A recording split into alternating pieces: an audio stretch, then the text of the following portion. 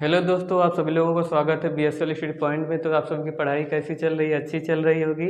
आज हम पढ़ने वाले हैं केमिस्ट्री का चैप्टर नंबर 1 रासायनिक अभिक्रिया एवं समीकरण। लेक्चर नंबर 1 हमने पढ़ा दिया है एकदम बढ़िया से चित्र बनाकर। आप सभी लोग देख लीजिएगा, फिर इसके बाद लेक्चर नंबर 2 करिएगा। तो चलिए आज शुरू करते हैं। लेक्चर नंबर 1 में हमने पढ़ा है रासायनिक अभिक्रिया किसे कहते हैं, भौतिक परिवर्तन और रासायनिक परिवर्तन के बारे में अंतर समझा है, और अभिकारक और उत्पाद के बारे में पढ़े हैं। आज हम पढ़ने वाले हैं रासायनिक अभिक्रिया के कितने प्रकार होते हैं, और रासायनिक अभिक्रिया की सभी रासायनिक अभिक्रियाओं को चित्र के माध्यम से समझेंगे और उसका नोट्स बनाएंगे। चलिए शुरू करते हैं। हेडिंग डाल लेंगे हम लोग सभी, रासायनिक अभिक्रिया के प्रकार। रासायनिक अभिक्रिया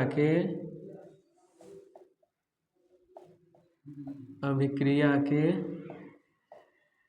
प्रकार, ये हमारा क्या होगा, हेडिंग होगा। तो देखेंगे रासायनिक अभिक्रियाएं कितनी प्रकार की होती हैं, जिसमें हमारी पहली अभिक्रिया हो जाएगी अभिक्रिया 1। इसको हम बोलते हैं संयोजन अभिक्रिया। क्या कहेंगे? संयोजन। इसका दूसरा नाम एक होता है संकलन। संकलन या संयोजन अभिक्रिया। दूसरा हमारा होता है वियोजन। वियोजन कोष्ठ में अपघटन। अपघटन अभिक्रिया। तीसरा हमारा होगा प्रतिस्थापन अभिक्रिया। प्रतिस्थापन अभिक्रिया। चौथा हमारा हो जाएगा ऊष्माक्षेपी। ऊष्माक्षेपी तथा ऊष्माशोषी अभिक्रिया। अगला हमारा हो जाएगा अपचयन। अपचयन तथा उपचयन। अपचयन तथा उपचयन अभिक्रियाएं। अगला हो जाएगा, इन्हीं दोनों को मिलाकर आगे हम पढ़ते हैं, इसको बोलते हैं रेडॉक्स अभिक्रिया। रेडॉक्स अभिक्रिया। ये हमारा पहली अभिक्रिया हो जाएगी। ये तीसरी, चौथी, पांचवी, ये छठवीं। तो इसको हम सभी लोग नोट करेंगे, फिर आगे हेडिंग डालेंगे संयोजन अभिक्रिया। चलिए, तो आगे हम पढ़ेंगे संयोजन अभिक्रिया। सभी लोग नोट कर लेंगे, फिर आगे पढ़ेंगे।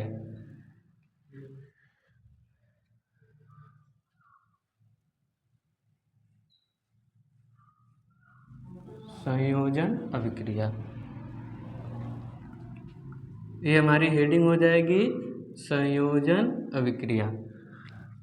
संयोजन अभिक्रिया की परिभाषा है वह अभिक्रिया जिसमें दो या दो से अधिक पदार्थ मिलकर किसी एक उत्पाद का निर्माण करते हैं, उसे संयोजन अभिक्रिया कहते हैं या फिर संकलन अभिक्रिया कहते हैं। जैसे देखेंगे, मान लीजिए हमारा कोई पदार्थ क्या है, ए, दूसरा अभिकारक क्या है, बी।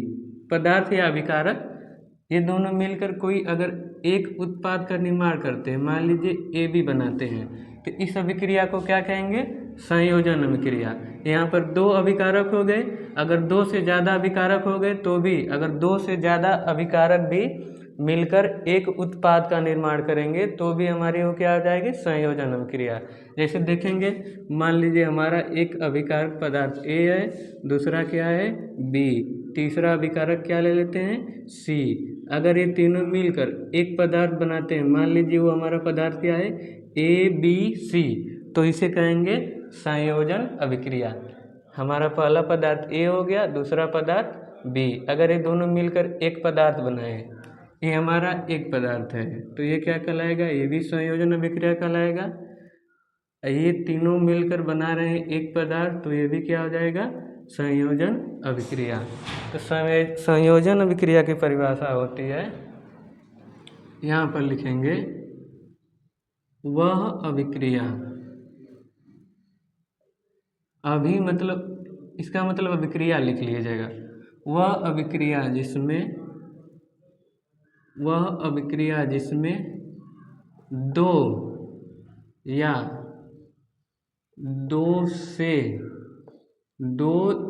दो से अधिक पदार्थ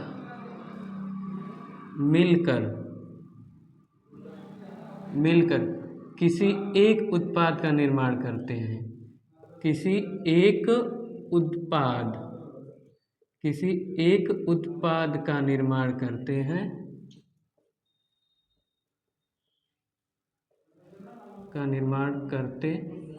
हैं तो उसे संयोजन या संकलन अभिक्रिया कहते हैं। तो उसे संयोजन अभिक्रिया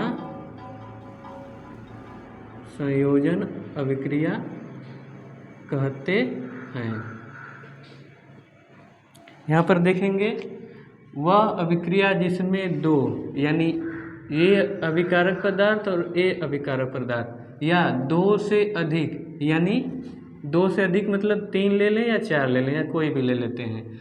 अगर ये दोनों मिलकर किसी एक उत्पाद का निर्माण करें, ये हमारा एक उत्पाद हो गया, ये भी हमारा क्या हो गया, एक उत्पाद, तो उस अभिक्रिया को क्या कहेंगे, संयोजन अभिक्रिया, यानी ये हमारी क्या कहलाएगी, संयोजन अभिक्रिया कहलाएगी। उदाहरण में देखेंगे,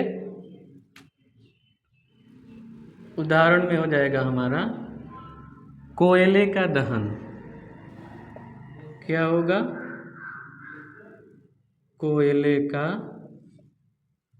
दहन।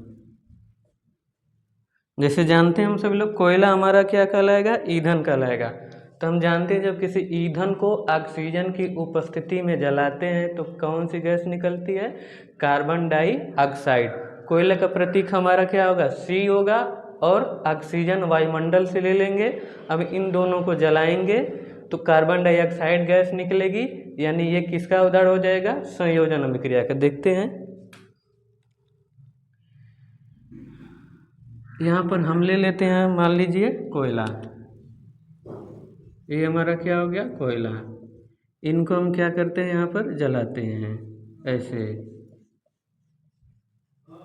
जब इस कोयले को जलाएंगे यहाँ पर, तो ये कोयला क्या करेगा, इस कोयले का प्रतीक मान लीजिए C है, और साथ में इसको ऑक्सीजन की उपस्थिति में जलाएंगे तो ये C यानी कोयला और ये ऑक्सीजन दोनों मिलकर CO2 का निर्माण करेंगे।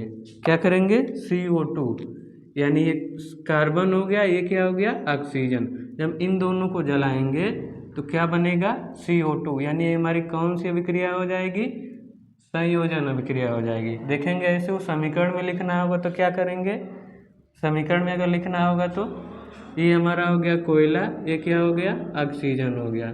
जब इन दोनों को क्रिया कराएंगे यानी जलाएंगे तो क्या बनेगा, CO2। देखिए, एक अभिकारक हमारा कार्बन हो गया, दूसरा अभिकारक क्या हो गया, ऑक्सीजन। जब ये दोनों मिलकर मिल रहे हैं तो हमारा तीसरा उत्पाद बन रहा है, तीसरा पदार्थ, ये हमारा क्या कहलाएगा, कार्बन डाइऑक्साइड। कार्बन डाइऑक्साइड, ये हमारा क्या कहलाएगा, कोयला। कोयला यानी कार्बन। जब इनको हम ऑक्सीजन की उपस्थिति में जलाएंगे तो क्या बनेगा, CO2। ये क्या हो जाएगा, CO2। यहाँ पर देखेंगे समीकरण संतुलित है कि नहीं। देखिए, एक कार्बन यहाँ पर भी है, इधर भी क्या है, एक कार्बन, 2 ऑक्सीजन है, 2 ऑक्सीजन, यानी में समीकरण क्या है, संतुलित। रासायनिक अभिक्रिया में समीकरण को अगर संतुलित करना है तो इसी वीडियो के डिस्क्रिप्शन में हम लिंक डाल देंगे एक वीडियो का, इसी चैनल पर आप देख लीजिएगा। एक बार अगर वीडियो देख लिए ध्यान से तो कोई भी समीकरण आएगा उसको आप आसानी से संतुलित कर पाएंगे। तो चलिए आगे बढ़ते हैं वियोजन अभिक्रिया के बारे में।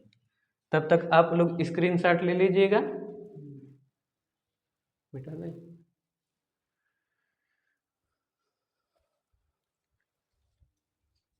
चलिए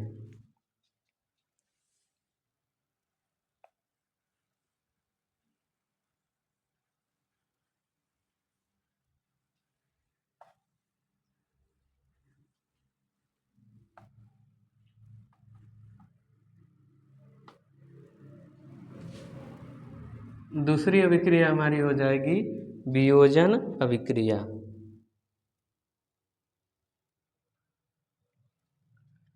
इसमें लिखेंगे वियोजन अभिक्रिया। वियोजन को दूसरा नाम हमारा होता है वियोजन का अपघटन। क्या कहते हैं? अपघटन अभिक्रिया। अभिक्रिया इसमें क्या होता है? इसमें कोई एक हमारा अभिकारक होगा, वह टूटकर दो या दो से अधिक उत्पाद बनाएगा। इसे क्या कहते हैं? वियोजन। जैसे कोई मान लीजिए हम क्या ले लिए, एक अभिकारक पदार्थ हुआ, मान लीजिए AB, तो वियोजन अभिक्रिया होगी तो ये अभिकारक पदार्थ दो उत्पाद में टूट जाएगा। यानी AB हमारा क्या हो गया? अभिकारक। जब इसका वियोजन होगा तो ये क्या होगा? A में टूट जाएगा, B में टूट जाएगा।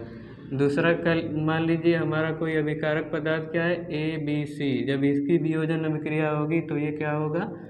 दो से अधिक पदार्थों में क्या होगा?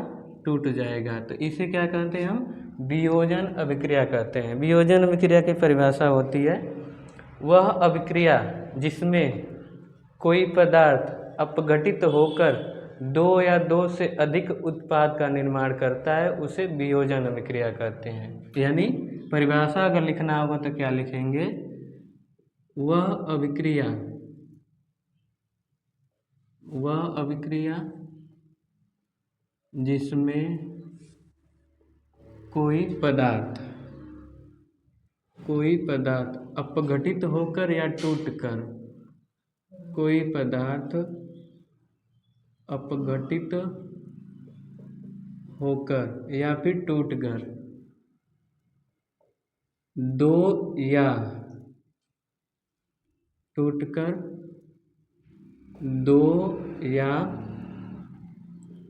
दो से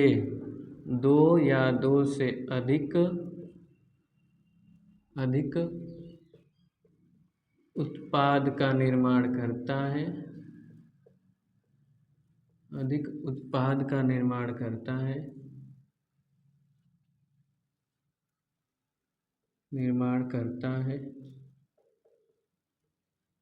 उसे वियोजन अभिक्रिया कहते हैं। उसे वियोजन या अपघटन अभिक्रिया, दूसरा नाम इसका हो जाएगा अपघटन। उसे वियोजन या अपघटन अभिक्रिया कहते हैं।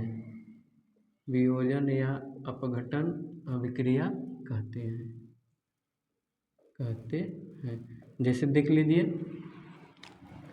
हमारा एक पदार्थ ये है, दूसरा पदार्थ क्या है? ये। जब इनका वियोजन होगा तो ये दो उत्पाद का निर्माण कर रहा है, ये क्या कर रहा है? दो से अधिक उत्पाद का निर्माण कर रहा है। यानी क्या पढ़े हैं? वह अभिक्रिया जिसमें कोई पदार्थ अपघटित होकर दो या दो से अधिक उत्पाद का निर्माण करता है, उसे वियोजन अभिक्रिया कहते हैं। देखिए, ये पदार्थ अपघटित होकर दो पदार्थ का निर्माण कर रहा है, ये पदार्थ अपघटित होकर दो से अधिक पदार्थ का निर्माण कर रहा है। यानी ये हमारी क्या हो जाएगी? वियोजन अभिक्रिया हो जाएगी। आगे देखेंगे वियोजन अभिक्रिया कितने प्रकार की होती है। तो वियोजन अभिक्रिया 3 प्रकार की होती हैं। ये कितने प्रकार की होंगी? 3 प्रकार में कितना हो जाएगा? इसके 3 हो जाएगा। ये वियोजन अभिक्रिया हमारी 3 प्रकार की हो जाएंगी। पहली अभिक्रिया होती है हमारी प्रकाश वियोजन।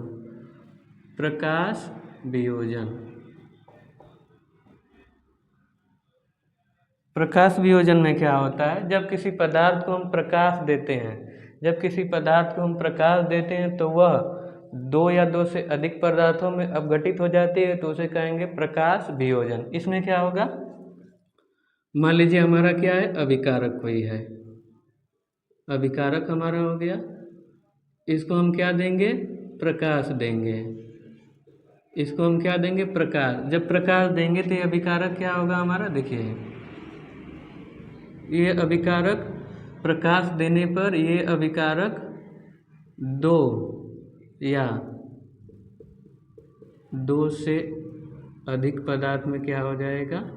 दो या दो से अधिक पदार्थ में क्या हो जाएगा, टूट जाएगा। तो इसको क्या कहेंगे, प्रकाश वियोजन। जैसे उदाहरण में देखेंगे, सिल्वर क्लोराइड।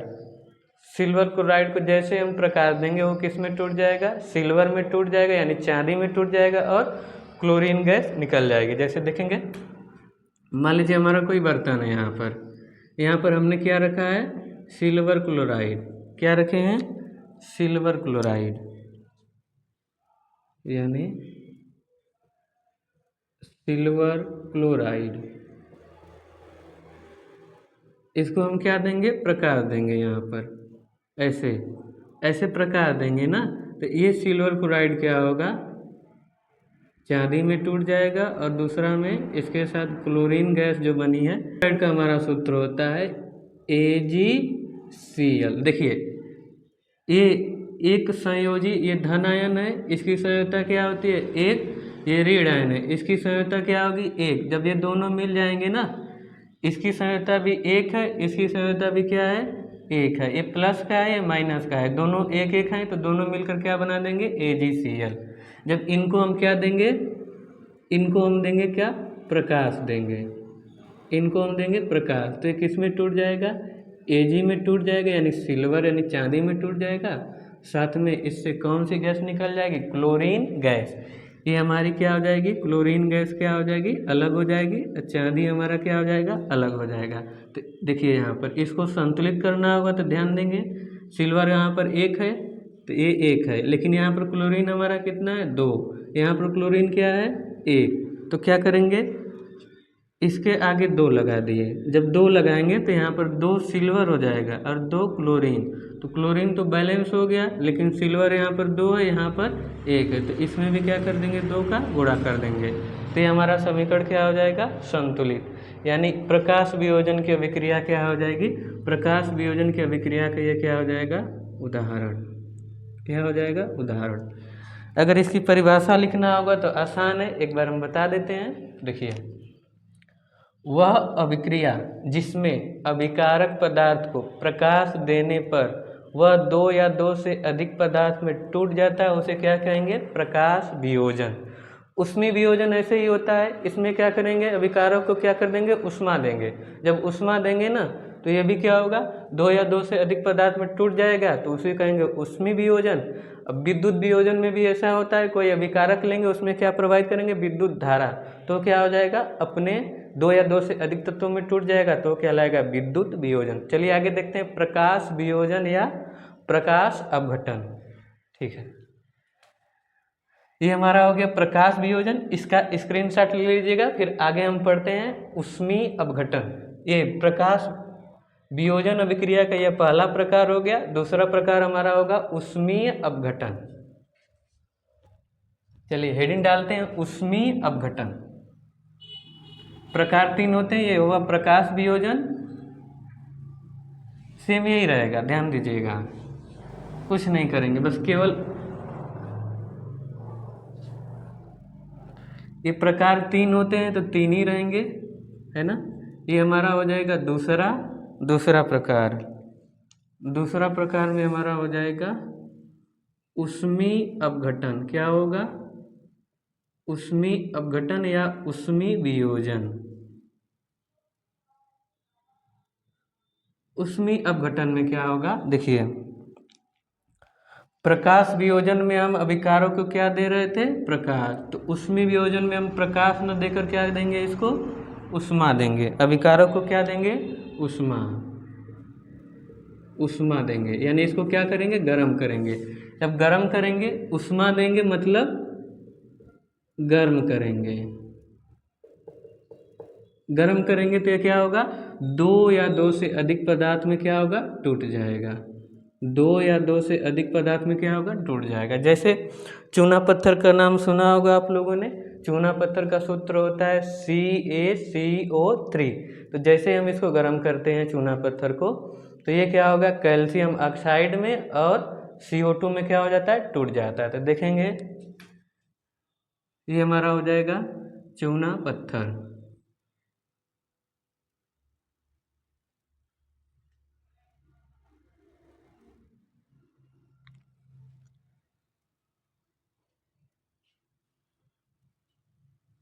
चूना पत्थर हो गया, इसको क्या करेंगे, उष्मा देंगे।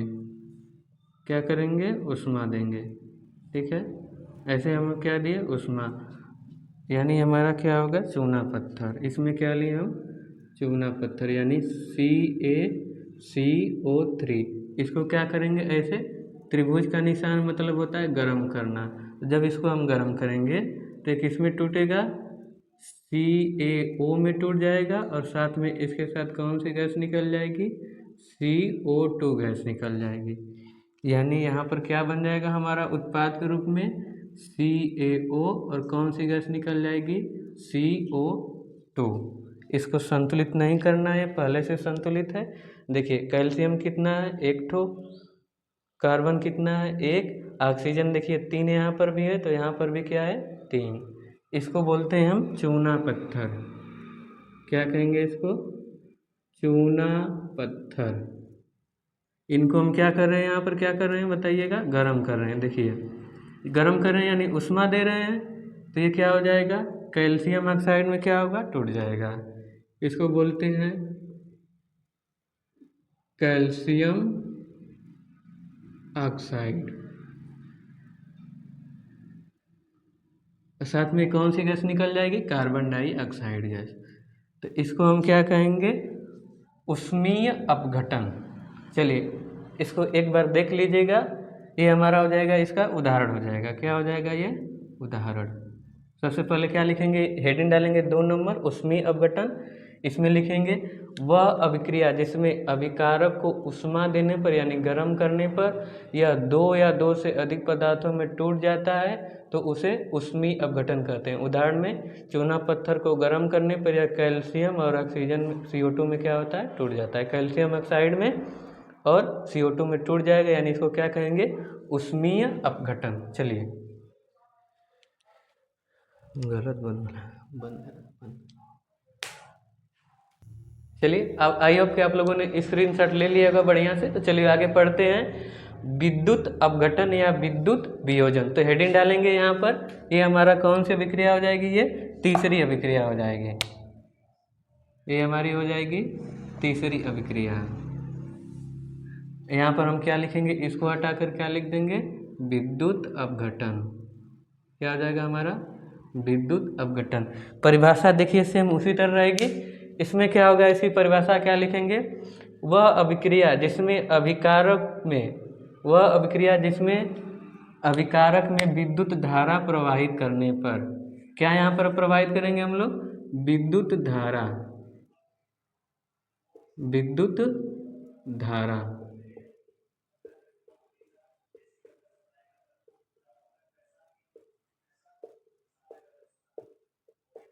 वह अभिक्रिया जिसमें अभिकारक के जलीय विलयन में विद्युत धारा प्रवाहित करने पर वह 2 या 2 से अधिक पदार्थों में टूट जाता है, उसे क्या कहेंगे, विद्युत अपघटन। यह भी पदार्थ, यहाँ पर भी हमारा पदार्थ क्या हो रहा है, टूट जा रहा है, तो कौन सी अभिक्रिया हो जाएगी, वियोजन अभिक्रिया। किसके माध्यम से टूट रहा है, विद्युत धारा के माध्यम से, तो यानी कौन सी अभिक्रिया हो जाएगी, विद्युत अपघटन हो जाएगी। देखेंगे जैसे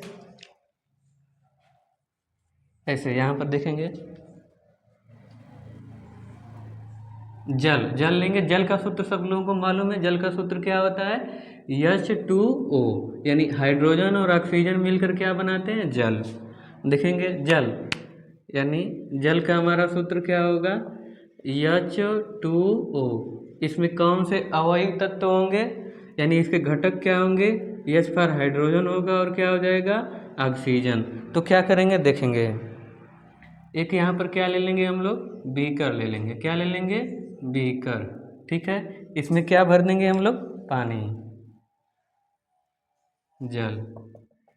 एक बैटरी के माध्यम से इसमें क्या प्रोवाइड करेंगे, विद्युत धारा, यानी हमारा बैटरी का सिंबल है ना। इसमें क्या प्रोवाइड करेंगे, यहाँ पर विद्युत धारा। जब विद्युत धारा प्रोवाइड करेंगे तो देखेंगे विद्युत धारा प्रोवाइड करने पर ये जल क्या होगा, इसमें से ऑक्सीजन गैस क्या होगी, अलग हो जाएगी, साथ में हाइड्रोजन गैस भी क्या हो जाएगी, अलग हो जाएगी। जल किनसे मिलकर बनता है, हाइड्रोजन से मिलकर बनता है, और किससे मिलकर बनता है, ऑक्सीजन से। जैसे इसमें क्या प्रोवाइड करेंगे, विद्युत धारा, बैटरी के माध्यम से जैसे ही इसमें विद्युत धारा प्रवाहित करेंगे, हाइड्रोजन क्या हो जाएगा, अलग हो जाएगा, और ऑक्सीजन क्या हो जाएगा, अलग हो जाएगा। यानी उदाहरण में हम कैसे लिखेंगे, उदाहरण में लिखेंगे जल में विद्युत धारा प्रवाहित करने पर, जल यानी H2O, इसमें क्या प्रवाहित करेंगे, विद्युत धारा प्रवाहित करेंगे तो क्या होगा हमारा, देखिएगा यहाँ पर जल हाइड्रोजन से मिलकर बना है तो यहाँ पर हाइड्रोजन क्या हो जाएगा, अलग हो जाएगा। ऑक्सीजन से मिलकर बना है तो क्या हो जाएगा, ऑक्सीजन भी हमारा क्या हो जाएगा, अलग हो जाएगा। यहाँ पर देखेंगे संतुलित करना होगा तो देखेंगे हाइड्रोजन को उठाएंगे, देखेंगे यहाँ पर 2 हाइड्रोजन है, यहाँ पर भी कितने हाइड्रोजन है, 2। लेकिन ऑक्सीजन के बारे में देखेंगे, उत्पाद में हमारे कितने ऑक्सीजन है, 2। यहाँ पर कितने ऑक्सीजन है, 1। तो यहाँ पर क्या कर देंगे, हम क्या करते हैं, 2 का गुणा करेंगे तो ऑक्सीजन संतुलित हो गया, 2 ऑक्सीजन। लेकिन यहाँ पर हाइड्रोजन कितने हो गए हमारे, 2 हाइड्रोजन हो जाएंगे। तो इसमें भी क्या करेंगे, 2 का गुणा कर देंगे। देखेंगे यहाँ पर भी 4 हाइड्रोजन है, यहाँ पर भी 4 हाइड्रोजन, यहाँ पर भी 2 हाइड्रोजन है, यहाँ पर भी कितने हाइड्रोजन, 2। यानी हमारा समीकरण क्या हो गया, संतुलित हो जाएगा। और यह अभिक्रिया कौन सी हो जाएगी, विद्युत अपघटन अभिक्रिया। अच्छा, हम समीकरण को संतुलित क्यों करते हैं, क्योंकि द्रव्यमान के संरक्षण के नियम के अनुसार न तो कोई पदार्थ बनता है, न तो कोई पदार्थ क्या होता है, उत्पन्न होता है। और पदार्थों का द्रव्यमान क्या होता है, बराबर होता है। ये हमारा क्या कहलाएगा, अभिकारक। ये क्या कहलाएगा, अभिकारक। ये दोनों हमारा मिलकर क्या बनाएंगे, उत्पाद। और इन दोनों का द्रव्यमान क्या होगा हमारा, इन दोनों का द्रव्यमान क्या होना चाहिए हमारा, बराबर होना चाहिए। कितना, इसका भी द्रव्यमान क्या होना चाहिए, बराबर। यानी अभिकारक का द्रव्यमान बराबर क्या होना चाहिए, उत्पाद का द्रव्यमान। इसलिए हम क्या करते हैं, इन दोनों समीकरण को क्या करेंगे, संतुलित करेंगे। देखेंगे यहाँ पर इधर कितने हाइड्रोजन हैं, 4। ऑक्सीजन कितने हैं, 2। कितने होंगे, 2। इधर भी देखेंगे हाइड्रोजन कितना है, 4। इधर भी कितना होगा, 2। अब इन दोनों का द्रव्यमान क्या हुआ, अलग हुआ कि नहीं, बराबर हुआ कि नहीं।